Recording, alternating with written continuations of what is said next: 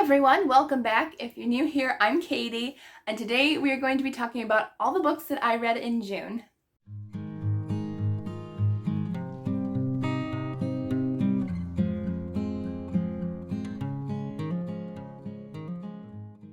So June was a pretty slow reading month for me. I took a little bit of kind of an easy break for me. I definitely did not complete my TBR game from June. I can tell you right now, it was kind of, but I knew that was going to happen. July is my birthday month. I took a break. Everything is fine. I'm not giving myself a punishment where I have to use a six-sided die in August or whatever. So yeah. So I did finish one more on here. I just forgot to mark it off, but I finished 1, 2, 3. I finished 4 out of my 7 picks. So not bad. Not bad. I did DNF one, but I did read 3 others. So not terrible. Not terrible. But I did read a lot more than I thought I would. So that's what it looks like. Give you a little peek. That's all you get. But so I completed 13 books. Thought it was 15 for some reason, but I guess not. I finished 13 books. I did read probably a good 3 to 4 Archie comic books. I don't usually review those, but you know, in case you want to know, I do read Archie comics. And I did have a whopping 6 DNFs. That's a lot. And I don't like to do that. That probably added to the fact that I had a lower reading month than usual this year, because if I DNF a lot of books in a row, usually my reading month will go a lot slower because I'm not in the mood to read anything after that many DNFs. So, but thankfully I did get out of that reading slump and did read some more and some really good books this year. This past month. Yeah, that. But I did really enjoy this month of reading, and I only had 1 2-star and 1 3-star. No, 2 3-stars. And then the rest were between 4 and 5 stars. So that's great. So I'm actually going to go ahead and do the regular fiction first, and then I will do the Christian fiction after. So that's how I kind of categorize it, because it was kind of half and half this month. So I usually read a ton of Christian fiction and only a few mainstream fiction, but it was about half and half almost. Not quite, but a little bit. So we're going to go over the DNFs first. I'm not even going to review them or talk about them because, they were DNFs.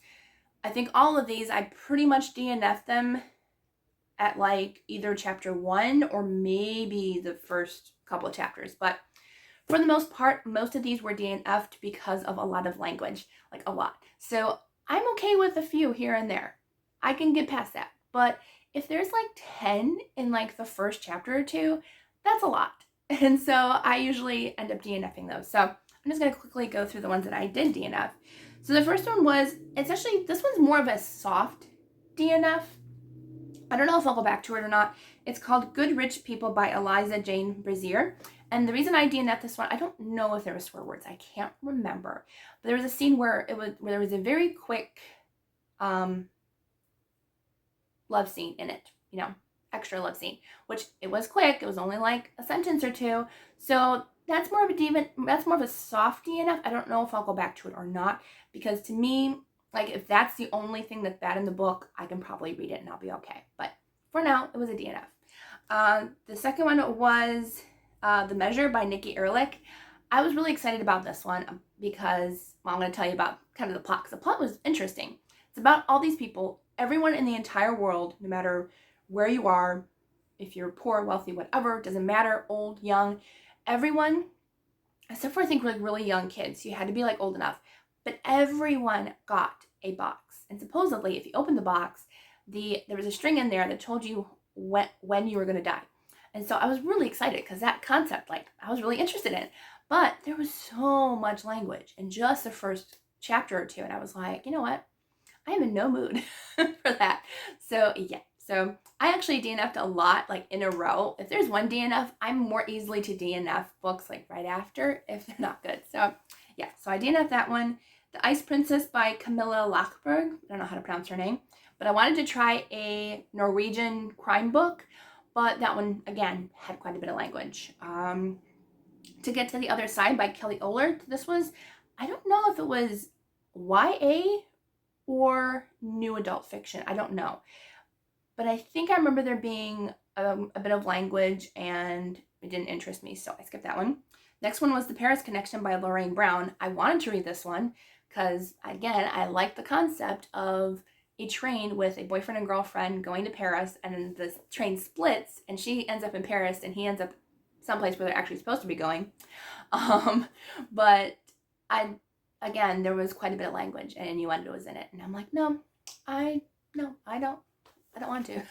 All right, so the last one that I DNF'd was Yinka, Where Is Your Husband by Lizzie Damalola Blackburn. Again, another one that I was really excited about, because I do love books that are written by African women. And I love those books. Usually I absolutely love them. I have some favorites from authors who are from Africa.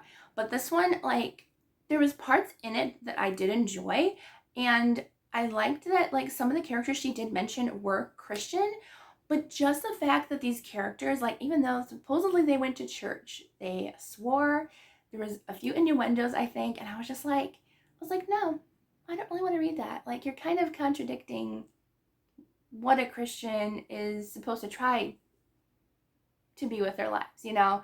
Like, it was more like, hey, I'm going to be a Christian during church, but not during the rest of the week. That's kind of how the characters felt. And so I was like, no, I have no interest in reading that. So, no. All right, so that's it for DNF. So, yay. Now we're going to talk about the books I actually finished. So the first two that I have are middle grade mainstream fiction. The first one is, I don't have a lot of physical copies this month. First one was The Miraculous Journey of Edward Tulane by Kate Dickmella. And this book was actually recommended to me by a friend. So I'll link her channel down below. Her name's Mitzi. And so I read it, and it was okay to me. It was okay. I definitely felt like Kate definitely got a lot of feels and inspiration from the Velveteen Rabbit. I felt like I was reading the Velveteen Rabbit only in a longer book form, because we have a rabbit who is a toy. Velveteen Rabbit was actually made out of like a velvet soft material. Edward Tulane is a porcelain rabbit. So that's kind of the difference. But they're both kind of wanting something more. And so, like, the Velveteen Rabbit wants to be real. Edward Tulane, I think, what did he want? I don't know. He didn't want to be real, but like he didn't want anything to do with the girl that he was with. And so he was kind of like very much kind of a selfish rabbit. And so I did not like his character in the beginning at all. But I did like, as he progressively went from person to person throughout the story and through his adventures, I did like him more at the end. So I did like the ending.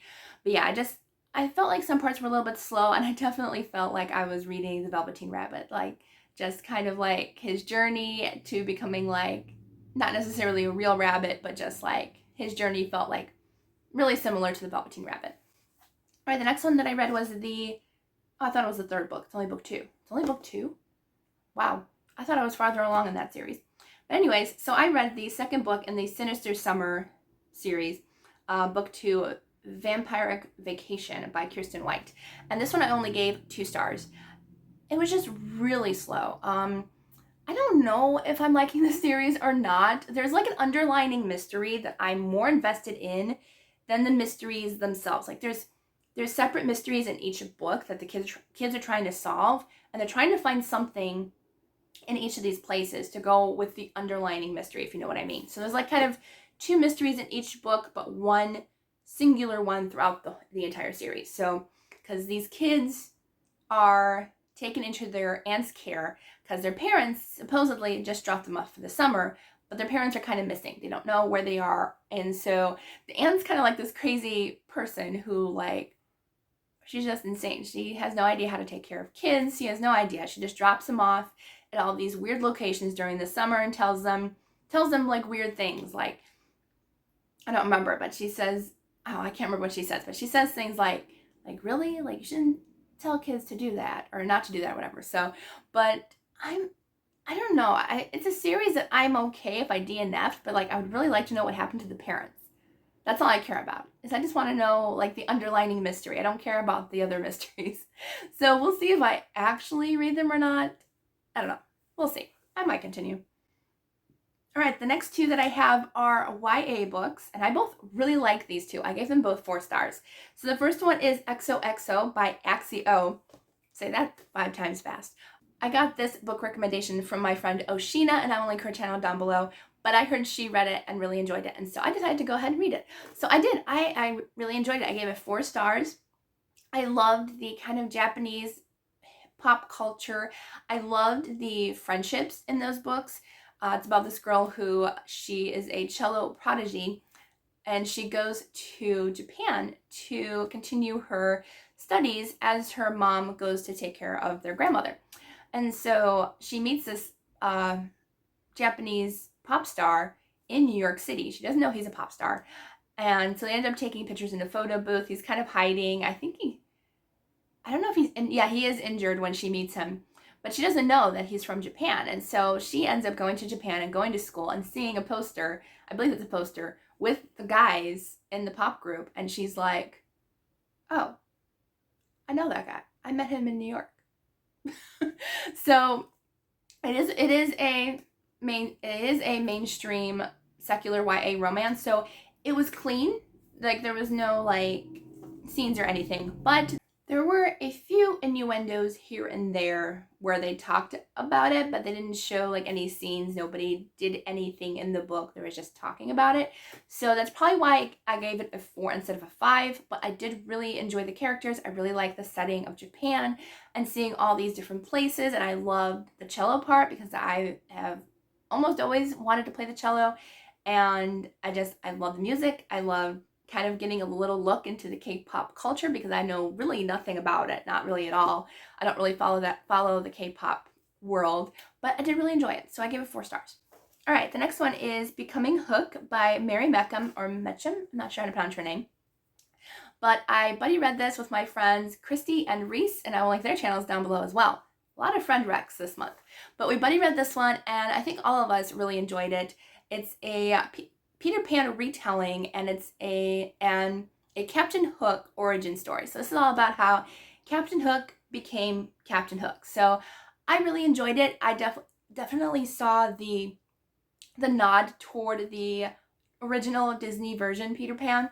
Like, I have not read the original Peter Pan book. I've read like the children's version, but I have heard that in the original Peter Pan was a very bad character, and he did steal children to bring to Neverland. So it kind of follows that route with the Becoming Hook story. So I really kind of like that. I liked seeing kind of how Peter Pan and Hook were friends in the beginning, and he was a lost boy, and then you find out kind of the steps and how he becomes Captain Hook and an enemy of Peter Pan, but not really in this kind of twisted fairy tale. And I really enjoyed it, and I loved seeing Hook and Tinkerbell together. And I'm not normally a fan of Tinkerbell. Yes, I do have a Tinkerbell thing there and a Tinkerbell thing up there. I think I got her really cheap and I got the other one for free. So but then like Tinkerbell, wow. Tinkerbell was not one of my favorite characters in Peter Pan. But I do like that she's a fairy and stuff. But I really liked her in this book. I really liked her character. I liked her moxie. I liked her bravery. I just really liked her character, and I liked the way she was with Captain Hook. So I definitely think if you like fairy tale retellings, you'll probably like this one. And, oh, I forgot. It is on Kindle Unlimited, and the second book comes out in December, I think. So make sure to check it out. So I can show my Kindle. Oh, and also check it out. I kind of went a little crazy and made like 3 covers and maybe a 4th one. But yeah, so I have ice cream, you know, just as a side note. Look how cute they are. I made little blobs, and they're eating like the chocolate ice cream and the strawberry ice cream. He's on a little spring bouncing up to get to the ice cream. Look at his face. Sorry, I just thought that was cute. I got some compliments at church 2 weeks ago, and I brought this in because my Bible's on there too. But yeah, so Kindle Unlimited, Becoming Hook, it's on there. A lot of fairy tale retellings are on there. All right, so now we're done with YA. So next up is 2 adult fiction books. The first one was a historical fiction called The School for German Brides by Amy K. Runyon. I buddy read this one with my friend Krista over at Books a Jam. I'll link her channel down below as well if you want to check her out. But I think we both had similar feelings to this book. We both gave it 3 stars. It was just just kind of okay. I've been wanting to read that book since like last year when it first came out. I saw it, I read the synopsis, I was like, I need to read this book. So this is about 3 different girls, like kind of on the edge of World War II, and they kind of have stories that kind of combine in like a different way. So like the one girl, it's only told in 2 perspectives, I think, but the third girl's kind of like in the background. I feel like she needed her own part though, her own story within it, because we only have the 2 perspectives. I feel like she needed one.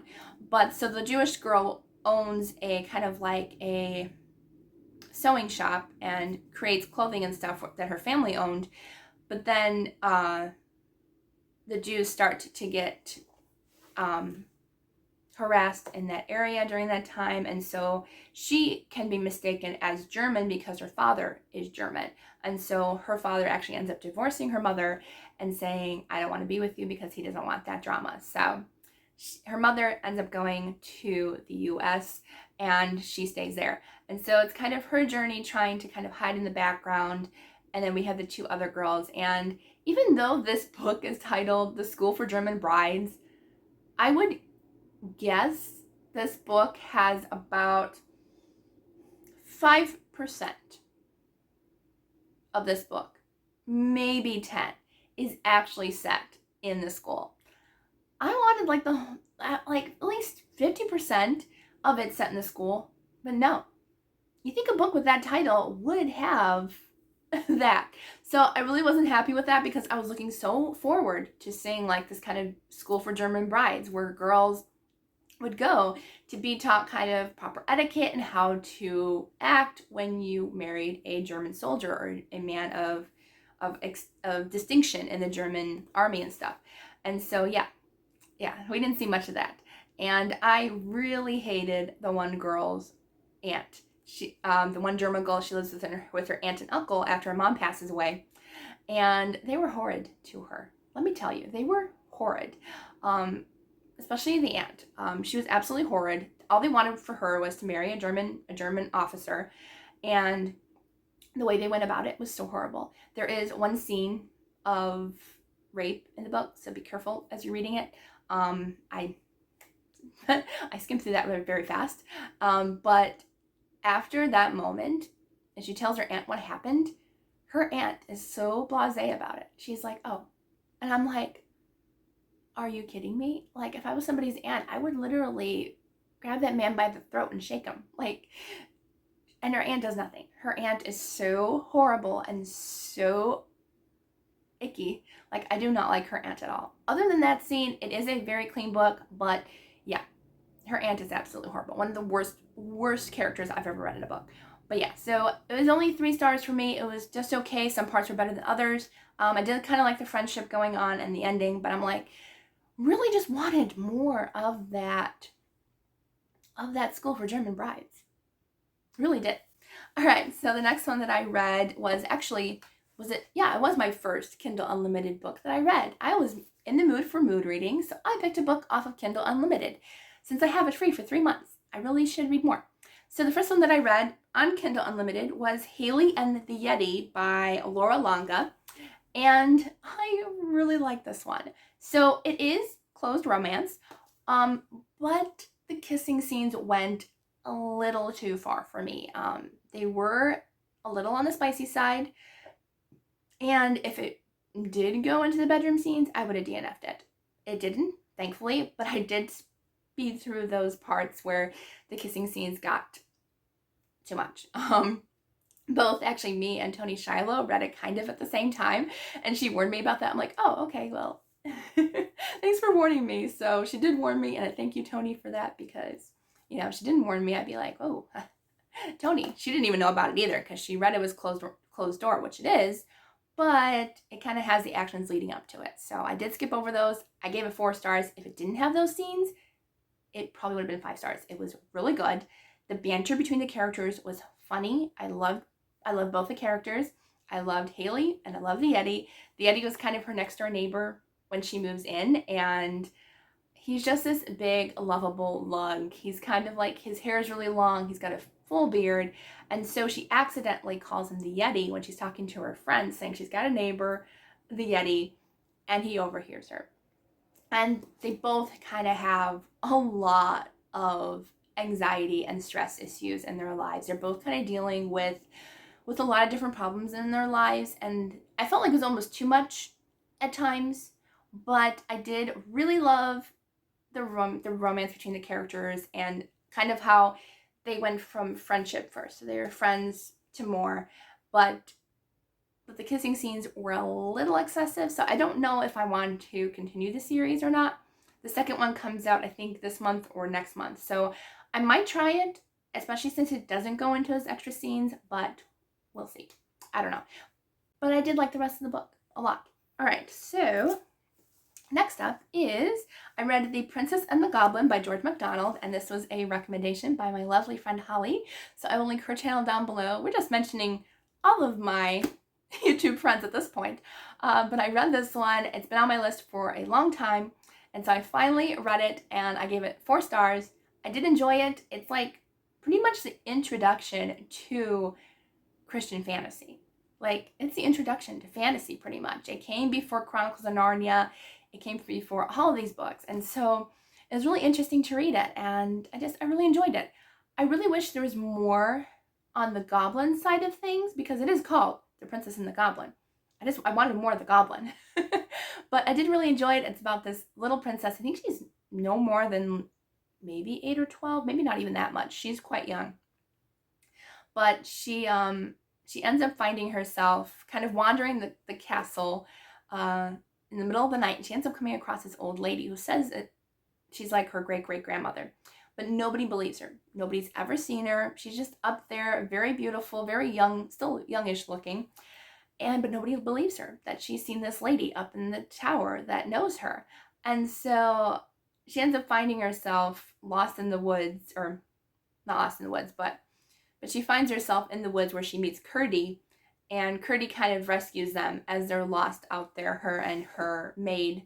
They're kind of lost out there, and so he finds them and takes them home. The maid doesn't trust Curdy, but she takes him home, and I really like Curdy's character too. You kind of see him. He works in the mines, so he knows all about the goblins, and he knows what stops the goblins from being around. He knows what to do to scare them off. I'm not going to spoil anything. So I really like that part. I'm wondering if I have seen the movie, because I know there's a cartoon, I think, and I feel like after mentioning that part about Curdy, I feel like I've seen it before. I'm going to have to look. But yeah, and there's a movie version too. So I did really enjoy it. I just wish there was a little bit more goblins. I guess there is quite a bit of goblin parts, but I thought there was going to be like one specific goblin that they were going to follow, but I guess not. But anyway, so maybe in the second book, there's a second book. So we'll see. The second one's called Princess and the Curdy, I think it's, or Princess and Curdy maybe. But I'm excited to see how it goes, and it's just a cute middle grade series if you want to start off with classics. That's definitely a fun classic fantasy middle grade. So it was lots of fun. All right, the next one, let's see, the rest are Christian fiction. So the next one is My Stubborn Heart by Becky Wade, which is my first Becky Wade. I'm sure all my friends are screaming in the background, yay, she finally read a Becky Wade. So I did read it. I ended up giving it 4.5 stars. Really loved it. Still close to 5 stars. I don't honestly know why I gave it 5 stars. I feel like if it stuck with me a little bit more over the past few weeks that I've read it, I feel like I would have given it 5 stars and changed my mind, but I think I'm going to stay with 4.5. So I did really enjoy this. So thank you to, again, Tony Shiloh recommended this book to me to read. So I did read it. Well, everybody's been recommending me to read Becky Wade. So finally did. Really loved it. This is a Grumpy Sunshine romance, which I'm coming to find out I love Grumpy Sunshine romances. They are so cute. I love them. I don't know what it is. I definitely think I like the male who's the grumpy and the female is the sunshine. But it's just a cute trope. And I'm coming to find out that I love it a lot. So this is about a girl who she's over 30 and she's never been married. And so she's going with her grandmother to kind of fix up a house that she bought. And so she ends up meeting this man who's the carpenter who's kind of cleaning up the house and taking care of it. And he's actually a widower, and his wife passed away a few years ago. And so he's pretty much adamant about never marrying again, pretty much. It was his one true love. He has a really bad past with Jesus, and his faith has just been kind of destroyed because of his wife passing away. And he keeps asking God kind of why this happened. I'll never find another woman because she was the one for me. And then up pops Miss Sunshine, and he's like, who is this girl? Like, I don't even know who this girl is, and she's trying to know all about my business and stuff. And so she's kind of the little Miss Sunshine to his Mr. Grumpy, and she doesn't even want a relationship with him right away. Like, even though she thinks he's absolutely gorgeous, but she just really wants him to be happy. She wants to see him smile. And so she just kind of takes him under her wing and kind of just wants to see him smile and make his life a little bit more happy and a little bit more sunshine, and also showing a little bit of her faith too. And her faith also struggled within the book later on, actually, which kind of surprised me and threw me for a loop. But honestly, I think the romance went in the right direction, and I really liked it. So yeah, definitely check it out. It was really cute. I loved it. I can't wait to read more by Becky. I think they're going to be a lot of fun to read. All right, so the next couple of books I do have copies of. Yay! Actually, I'm going to go ahead and do the last book that I don't have a copy for. So the last book that I don't have a copy for is Buying Love by Toni Shiloh. This is the last book that I read by the end of the month, I think, and I really enjoyed this one. So this is one of her series, the first book in a series. I don't remember the name of the series, but I'll put it here. But this one was so cute. So I gave this one 5 stars. I really loved it. I love Toni Shiloh's books. I haven't given one under 4.5 stars, I don't think. So I really enjoyed her books. They're all good. But this one is so cute. This is about a girl who she is kind of taking things into her own hands, which you realize later that she's not trusting God in the beginning. But, I mean, it's all God's plans, and it was meant to happen this way. But she decides that she, like her job, she is CPA, I think.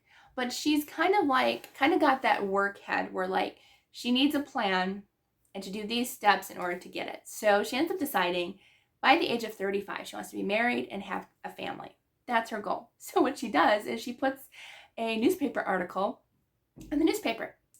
She ends up meeting this guy named Dwight, and he comes and meets her at the coffee shop. They have to fill out like this entire survey and everything.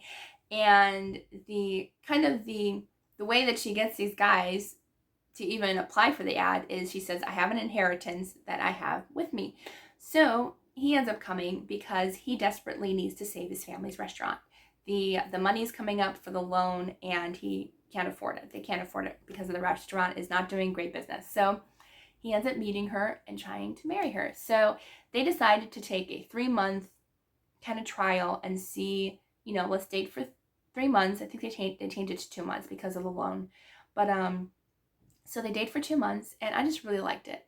This girl, she's very lonely. So I think that's another reason why she put in the ad. She has no family. She really doesn't have any friends. So she kind of just wants to feel welcome and feel into somebody's family and have friends. And so she gets a lot more than she expected, and some bad things along the way happen, but I think it all went for the best at the end. And I really loved it. I loved the restaurant. I don't know what it is about restaurant romances, but I really like a good restaurant romance too. They are so good, but I loved it. His family, definitely, I was like, what is up with his family? But yeah, because he used to date a girl who pretty much dumped him. She only wanted his money, and come to find out his restaurant was doing terrible. So she dumped him. So her family's all like, or his family's all like, is she going to be another one just like him who wants his money?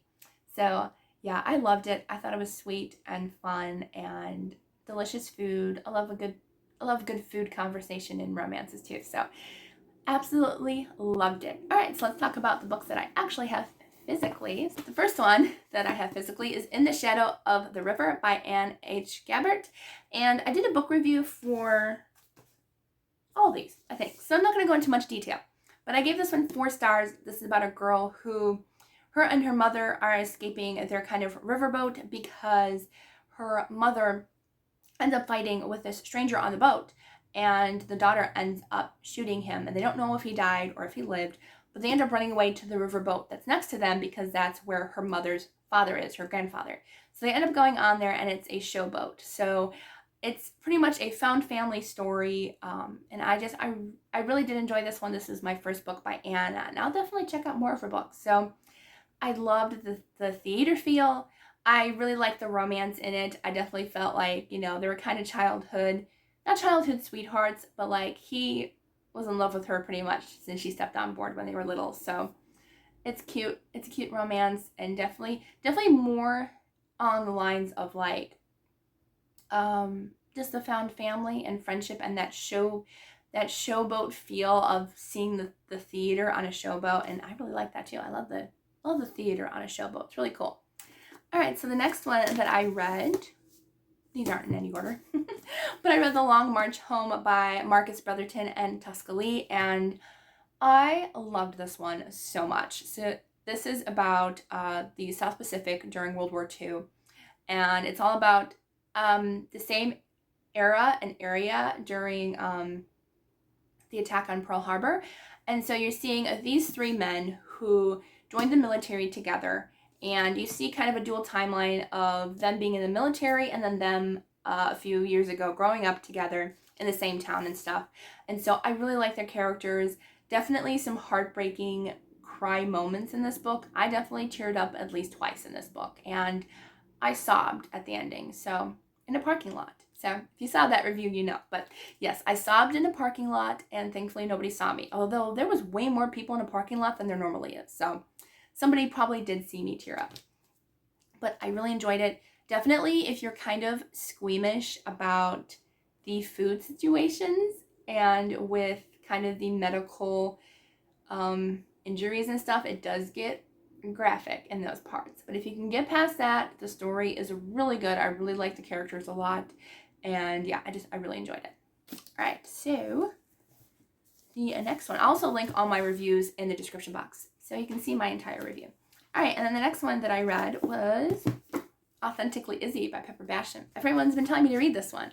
They're right. I really liked it, and I'll be reading the sequel this month for sure. But I love this one. This is all told in emails, like 80% emails, and I loved that. Loved it so much. So this is about a girl named Izzy. Oh, hello. Okay, a girl named Izzy, and she's pretty much, you know, her family's telling her, you know, you gotta find a guy. You gotta find a guy. So her cousin ends up putting her on a dating website, and she's like, "Are you crazy? Like, why did you do that?" So she puts like, I think she has a picture of Minnie Mouse, I think, as her profile. So she says, if you want the profile picture changed, you got to do it yourself, Izzy. I just put your profile on there. So she changes her picture to Arwen from Lord of the Rings. And there's a lot of Lord of the Rings fandom, I guess you'd say, in this book. But it was so cute. So she ends up, again, meeting quite a few crazy guys on the internet. But there's a guy who is called, I think his name is Brody. So they kind of converse as just friends. So they kind of talk, and they're really conversing about books. They both absolutely love books. But Izzy thinks that Brody is her cousin. Like, just kind of messing around with her and being like, oh, this is my cousin. So she pretty much tells him off, saying, nice try, cousin. I know who you are. And he's like, who is this girl? I have no idea. And so she comes to realize finally after a while, she still thinks it's her cousin after a while, but they finally start to talk, and she's like, well, this can't be my cousin. My cousin doesn't even really read books. So she finally, like, it clicks that it's not her cousin. And so they end up kind of forming this really beautiful friendship, and friendship into more. And I really love that. So it was really cute. I can't wait to read the sequel. I know a lot of people said they were really like scared to go into the second book because they love this book so much, but I heard the second book is just as good, so I can't wait to read it. All right, I think I'm winding down. No wonder I'm kind of like, my brain is all scattered. So last but not least, definitely, because I think this might be my favorite book of the month, and that is With Every Memory by Janine Rosche. I loved this book so much. I'm so happy I got a review copy of this book because this was far better than I ever thought I would like it. So this book is about a girl, or a woman, well, because there's a girl in it too, just age difference. But there is a woman in here named Laurie, and she gets into a car accident. I didn't even know. I thought it was just her and her son, but it's the entire family. They get into a car accident with a train, and her son passes away, and she ends up being very badly injured with a brain injury. And when she's done with therapy and stuff, she has forgotten the last 8 years of her life. She remembers nothing. She doesn't remember her twin daughter, because she had a son and a daughter. The twin daughter, I mean, she doesn't remember the last 8 years of her life. She doesn't recognize the new home they live in. She doesn't know that her marriage is on the rocks. Like, all these different things. She has had no idea. And she starts to see kind of what her old life was, because she has new friends and stuff. And she's realizing, like, I wasn't a very nice person these past 8 years. Like, what's going on? So there's definitely some secrets going on. It definitely talks about, I do appreciate this author. She mentions in the front, which I did mention in my review, she had triggering topics of death of a child, sexual assault, adultery, and divorce. But it is done in a way where it's not graphic. So, but I really loved it. I loved this book. It's definitely one of my top favorites of the year. I loved it. I love the amnesia storyline and kind of how it brings about new beginnings and a new life. And I loved it so much. I thought the characters were great. The romance in here was great on both ends, on the mom's part and the daughter's part. It's dual perspective. So I love both of them so much. So yeah, if I had to pick a favorite of the month, it would definitely be this one. I really loved it. So yeah, so I only have these 4 physically. Wow, look at that. They all match. They all have sunset colors. Look at that. And these ones, look at this. Look. It's like they use the same colors. I probably should do that for the thumbnail. But anyway, so yeah, those match perfectly. But anyways, so these 4 plus the other 9 books that I had. But yeah, so I think it was a really great month. Did not complete my TBR, but that's okay. July is a mood reading month, and I've only finished 1 book so far, and it is the 3rd already. So, and that was a book that I started last month. So that's how my month is going. How is your July month going? Let me know what your favorite or least favorite book was in Jan. I'd like to know down in the comments, and I love to chat with you. Absolutely love it. So I hope you all have a wonderful day, and I will see you all in the next video.